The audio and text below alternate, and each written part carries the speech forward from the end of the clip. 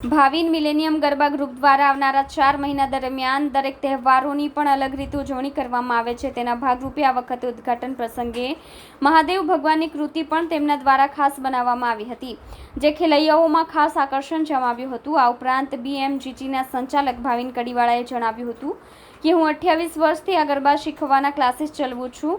એ મારો શોખ છે, મારો બિઝનેસ નથી. આમાંથી બચતી રકમ અને શહેરની જરૂરિયાતમંદ સંસ્થાઓને દાન કરી દઈએ છીએ. ભાવિન મિલેનિયમ ગરબા ગ્રુપની અમારા સંવાદદાતાએ લીધેલી મુલાકાતના અંશો નિહાળીએ. મારું નામ ઋષિ ભાવિન કડીવાલા છે. હું ભાવિનભાઈ કડીવાલાનો દીકરો છું અને હું ઘણા વર્ષોથી સ્કૂલ પછી બિઝનેસ પછી અમે કોલેજમાં આવી રીતે હું આવીને હું પાપાને સાથે ક્લાસ હેન્ડલ કરવા લાગુ છું અને હું એમની બધી જ રીતે મદદ કરું છું. સ્કૂલ કોલેજ સાથે આપણા ગરબા ક્લાસીસ મેનેજ કેવી રીતે કરી શકીએ?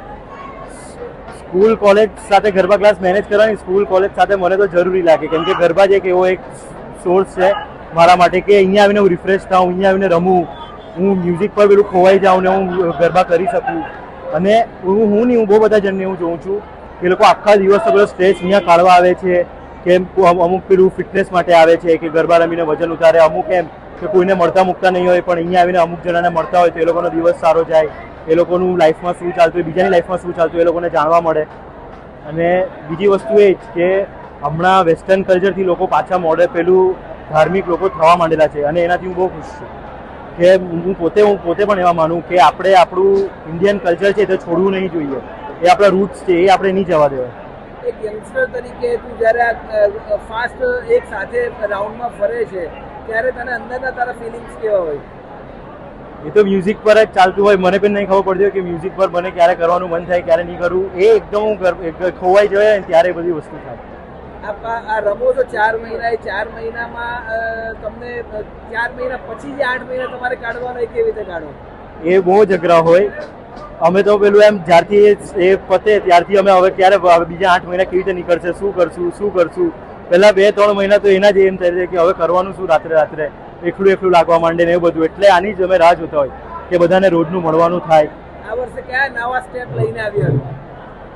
નવા સ્ટેપમાં અમે બધા નવા મોડર્ન સ્ટેપ્સ અમુક જે આવે તમે એડ કરતા હોઈએ છીએ. દાંડિયામાં અમુક સ્ટેપ અમે એડ કરતા હોઈએ છીએ.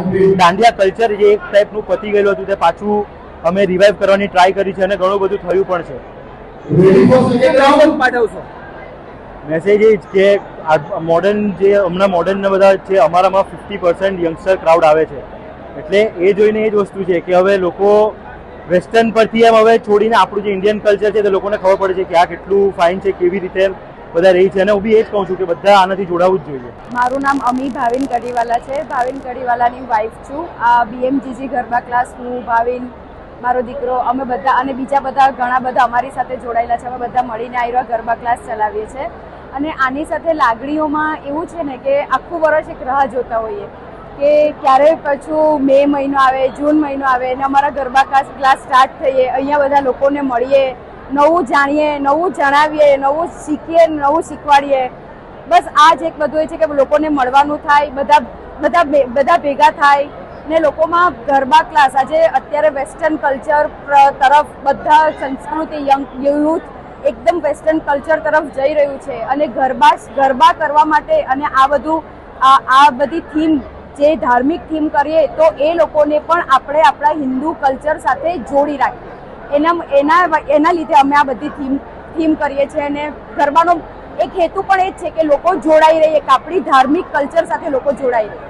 કેટલી ફિમેલ્સ આપણી સાથે અત્યારે આ ગ્રુપમાં જોડાયેલી હશે? આપણી સાથે અત્યારે ફિમેલ ઘણી બધી 1000 જેટલી ફિમેલ આપણી સાથે ગ્રુપમાં જોડાઈ હશે. આ બધાને તમે એક સાથે મેનેજ કેવી રીતે કરો છો? જો એમ તો ફિમેલને મેનેજ કરવું થોડું અઘરું છે, પણ તો પણ બધા એકબીજાની સાથે થોડુંક કોઓપરેટ થઈને બધું એમ તેમ કરીને બધું મેનેજ થઈ જાય છે. એ લોકોને બસ એ લોકોનું ગમતું કરાવીએ એટલે ફિમેલ એની જાતે એડજસ્ટ થઈ જાય. આપણા 28 વર્ષમાં ગરબામાં કયા નવા સ્ટેપ ઉમેર્યા છે તે વિશે આપણે પહેલા 6 ના ગરબા સ્ટાર્ટ હતા. સિમ્પલ એક ગરબા ચાલતા હતા. ધીમે એમાં 100 ના સ્ટેપ, 150 સ્ટેપ એ બધું ઉમેરીને થોડું દાંડિયા, થોડું આ વેસ્ટર્ન કલ્ચર, થોડું ગરબા એ બધું ઉમેરીને આપણે એક નવા સ્ટેપો બનાવીએ છીએ અને નવા સ્ટેપો શીખવાડીએ છીએ. આપણે 3 થી 4 મહિના જે શીખવીએ છીએ, 3 થી 4 મહિના શીખવવા પાછળનું શું રીઝન છે?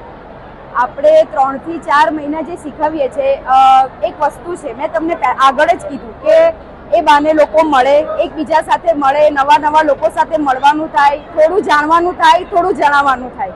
બીજું તો શું, લોકોને એક શોખ હોય, એક એનર્જી હોય, જે 9 દિવસ એકદમ તમે રમવા માટે સ્ટાર્ટ કરો તે તમારાથી નહીં થાય, તો 4 મહિના થોડી પ્રેક્ટિસ કરો તો તમે 9 દિવસ આરામથી રમી શકો.